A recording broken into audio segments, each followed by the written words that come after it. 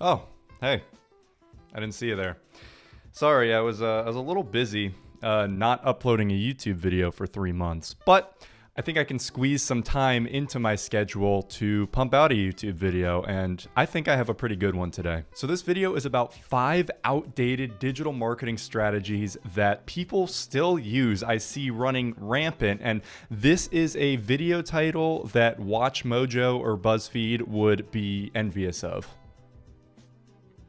You want to come in? Olive wants to say hello too. Say hi. Say hi. Say hello. Okay. Well, she's a little shy, but I'm not. I'm ready to go ahead and get into this video. So 5 digital marketing strategies that are way outdated. And before I begin this video, I do have to give a bit of a disclaimer, as I do in basically all of my videos, because what I'm about to say here is not true for every single person, okay? The world of online business and digital marketing is so vast and so diverse that you can't possibly say that one thing is the specific thing that you're supposed to do at all, right? It entirely depends on your situation, what you're trying to accomplish. So what I'm saying here, it can definitely not be true for some people. However, for most people, for the vast majority of people, this is just outdated, it's bad practice, and it should not be done, period. And so let's go ahead and power through the sounds of my cat wreaking havoc on my recording studio in the background to get to number 1, and that is, I need to take a deep breath right here.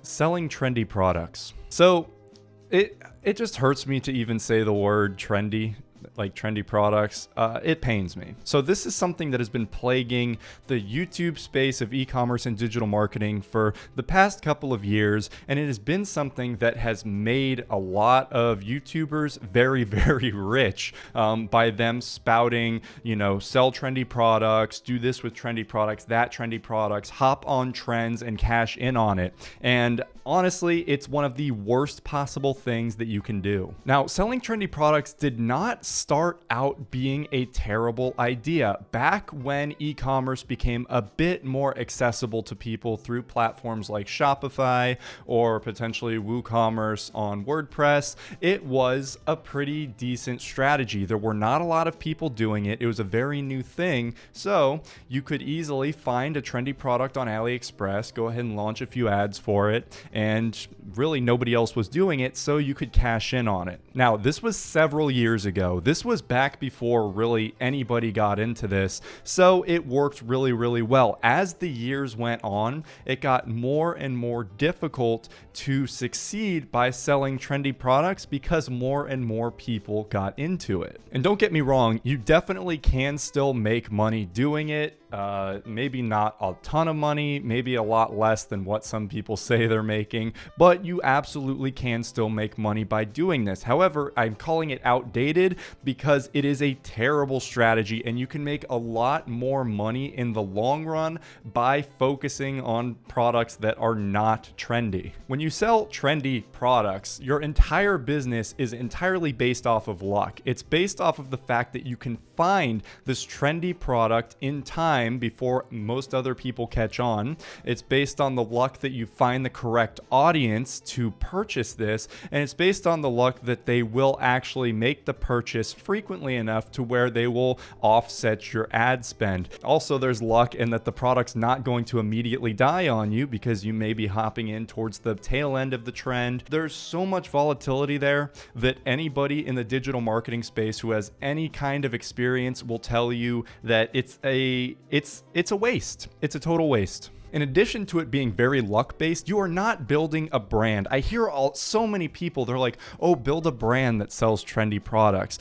Okay, hear me out here. If someone comes onto your website through a Facebook ad to buy a little pocket fishing rod thing, right? That was popular like a year ago. Are they going to subscribe to your email list and then a year down the line buy a fidget spinner from you? Absolutely not. They came to your website for that one thing. They're not going to purchase, most likely, another unrelated trendy product. You can build a semi-brand around it, but it's nothing that's sustainable, nothing that's long-term, and nothing that's going to be worth any money. On the screen, I'm going to put up some pictures of websites that have sold trendy products and have absolutely just plummeted their sales graphs. As you could see, they hit a spike and then they just dip. This is not what you want to go for. What you do want to go for is you want to sell evergreen products. And I know this hurts because it's not as exciting. You want to sell something like a spatula instead of that crazy spatula from SpongeBob, the one from the first episode, whatever that one was.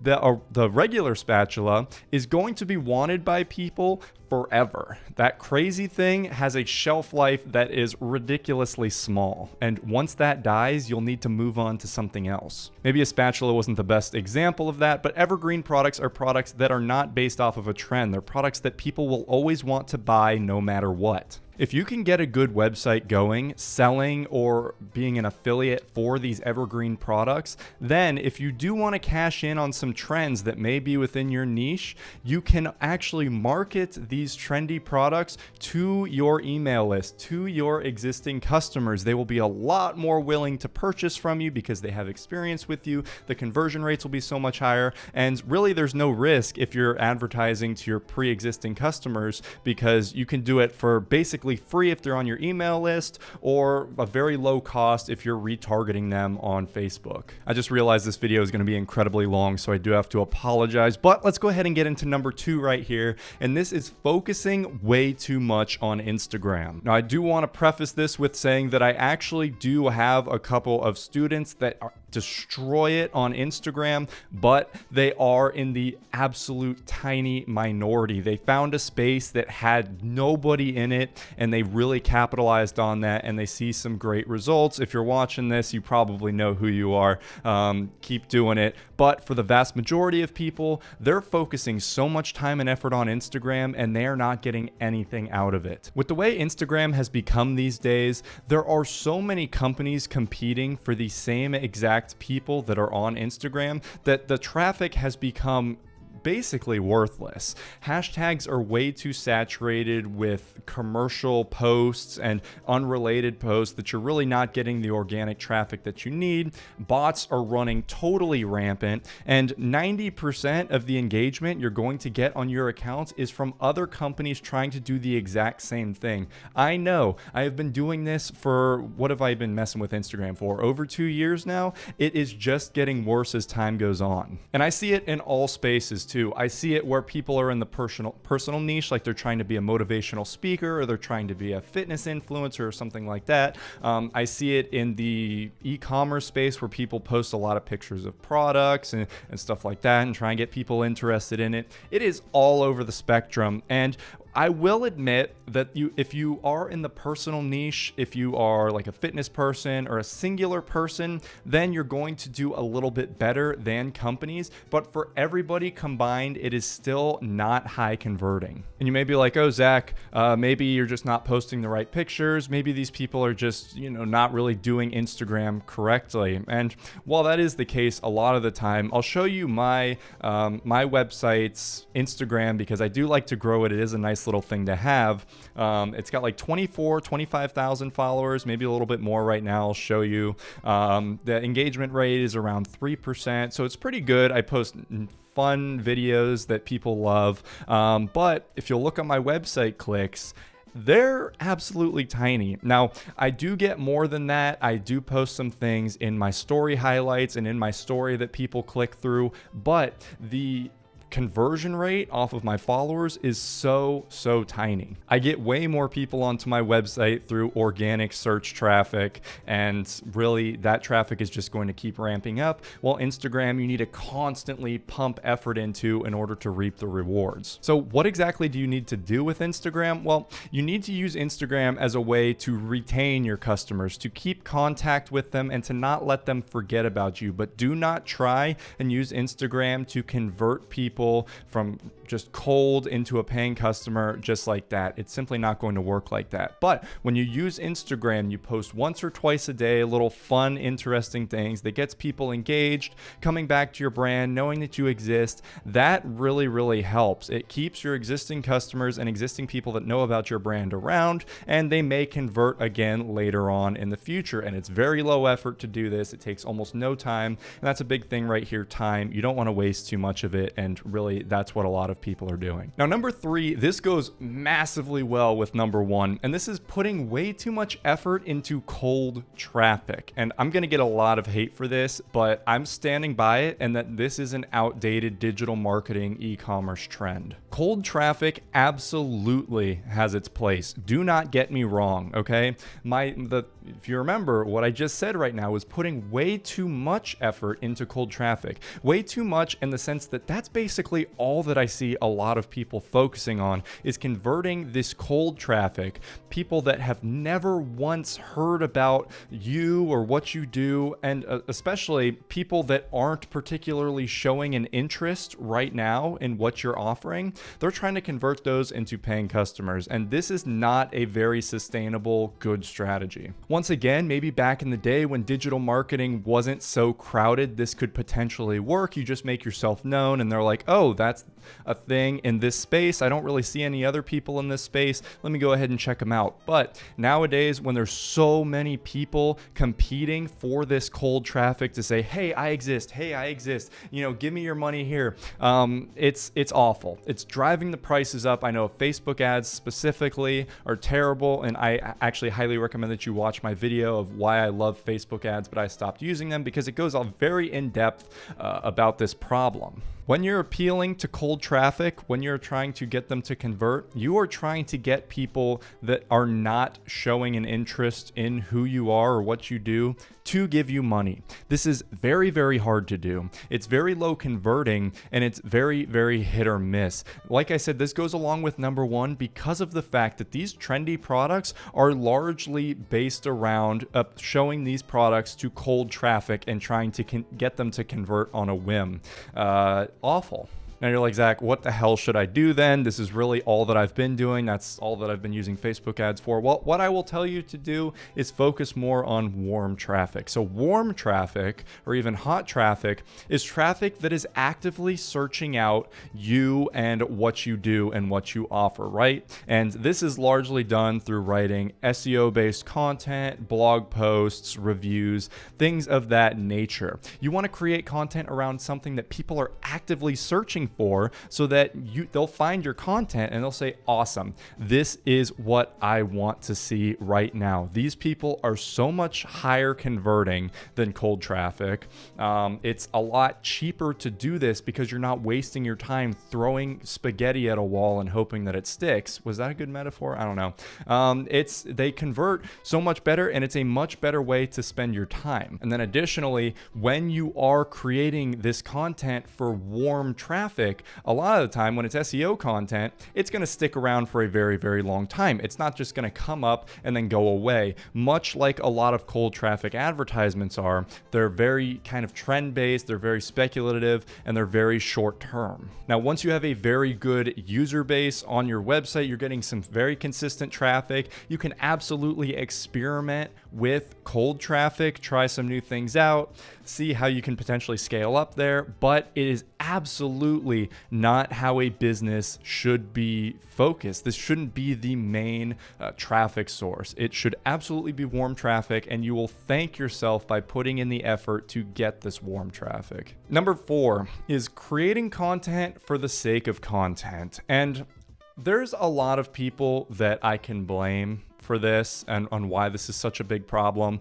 but it's so many people in the digital marketing space, so many people in the influencer space, that it has become such a problem, and this does not really work at all anymore unless you get super, super lucky. So what I mean by this is that people on their Instagram or people on their blog are simply making posts because they feel like they have to. And these posts aren't even good posts. They're content just so that they can pad out their profiles or their websites with more content, right? Let's just say someone owns a gardening blog, for example, and they're thinking, oh, I haven't posted in a week. I need to get something on here or people are going to be disappointed and my website's going to die. Let me write about what I did in my garden this week. They write that crap out and they post it. And guess what? 0 people ever look at this blog. When unfocused, low quality content is made like this, if you feel like you need to post every single day, what's happening is that this content is never actually going to see the light of day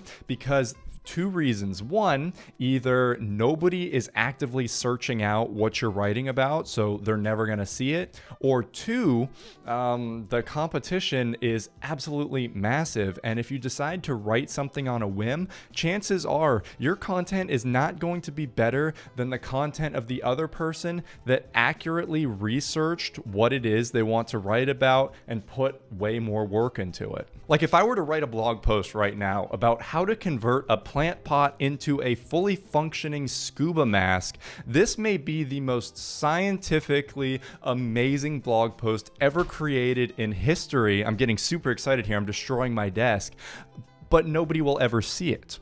Who in their right mind is going to be searching how to convert plant pot into scuba mask? Nobody, okay? Now, you may get lucky on Instagram and maybe get a shout out from somebody if you did something like that, but the chances of this being seen if you don't put a ton of effort into advertising is, you're not going to be seen. You need to make content around what people want to see. It doesn't matter if it takes a long time. Obviously, you should put as much content out as possible, but the content needs to be super, super good. For an example, there's this chick that I saw on Instagram. She had over 100,000 followers. She posted pictures of her food. That was her big thing. She was a food blog, and people loved it. Her engagement rate was awesome. Her Instagram was doing really, really well. Well, one day she decided, hey, I'm going to stop posting pictures of food, and I'm just going to post pictures of myself, and I'm going to upload daily, maybe 2 or 3 times a day,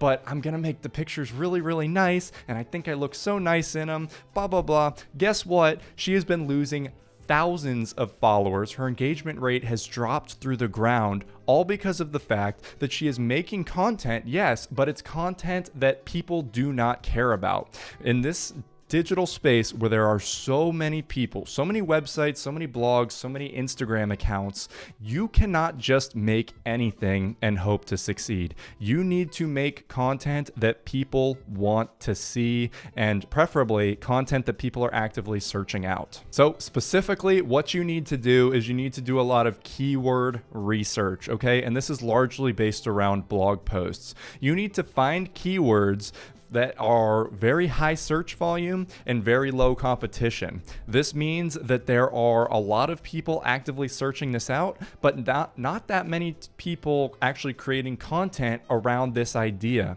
This is going to allow you to get those people searching that content. This is warm traffic. They're going to be much more high converting, and it's going to be a lot better for you. People are actually going to see what you're making. And sure, you shouldn't always focus on keyword research tools. You should definitely think about, what people should want to see, but using a keyword research tool is 10 million times better than not using one at all. And number 5, I don't even know if this is a trend, but I'm going to call it a trend because it's something that I see so many people do, and it's ignoring analytics. And I'd say this one hurts me the most because analytics are some of my favorite things in the world to look at. As a digital marketer, analytics will make or break your whatever you're doing. So when people blatantly ignore the data that they have been collecting off of their business and they don't optimize based off of that, it hurts me deep down right here. It might actually be the giant bowl of pasta I ate. I think I'm getting heartburn.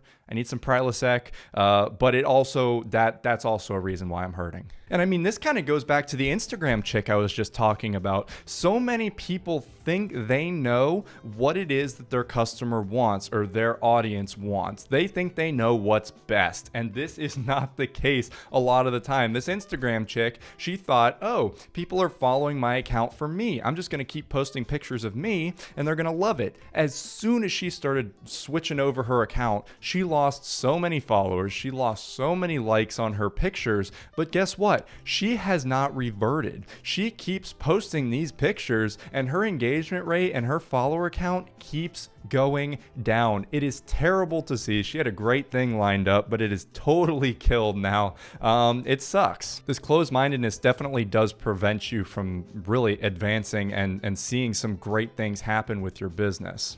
Now, here's the thing real quick. When you're just starting out and even a couple months into your business, analytics will be helpful, but they're not the best thing in the world. And the reason why is because you're not going to have enough data points to really decide on what to do. You may see some general trends, but specifics are going to be pretty hard if you don't have that many data points. So this is largely for companies or websites or businesses that are already seeing a good amount of success, or at least some success, to where it's like, oh, look at them, they're being a little successful. And, you know, this would take them to the next level. So what do you need to do? You need to look at your data. Okay, you need to see what people are responding well to and what they're not responding well to. You need to take those things that they're responding well to, analyze them, see, okay, why is this succeeding, and do more of this. You may love to make this stuff, the stuff that sucks and is not getting any traffic and it's not appealing to anybody. You may love it, but you need to push it out of there, okay? You need to appeal to the masses. And if you do not appeal to the masses, you will simply not get traffic. You will not get conversions. Your business will not succeed. Look at what is working and do more of that. It's very common sense, but when you break things down into numbers, a lot of people don't want to do it and don't want to mess with it. But this is how you're going to like double or triple your revenue in the long run. It's absolutely essential. So please use analytics. I mean, Google's got Google Analytics. There's so many tools. Please. And my God, this video was almost half an hour long. I'm so sorry that I made you sit through this. But, you know, 3 months of not uploading, I definitely do stockpile a lot of information that I want to talk about. And I might make some more videos soon. Who knows? Anyway, I hope you liked this video. Hope you learned a lot. Once again, take everything with a grain of salt because this is not absolutely true for everybody except the analytics. Analytics you need to absolutely look at. But yeah, I hope you liked that, and I definitely do want to get into making some videos. Maybe if you yell at me enough, I'll get into it. But anyway, thanks for watching this video. If you did enjoy this video, leave a like down below. That really helps me out. Also, subscribe down below to get updated whenever I upload a new video. Actually, you should hit the bell to get updated. And also, check out those videos over there. I think you'll really like those. Put a lot of effort into them. And I'll see you guys around. Peace.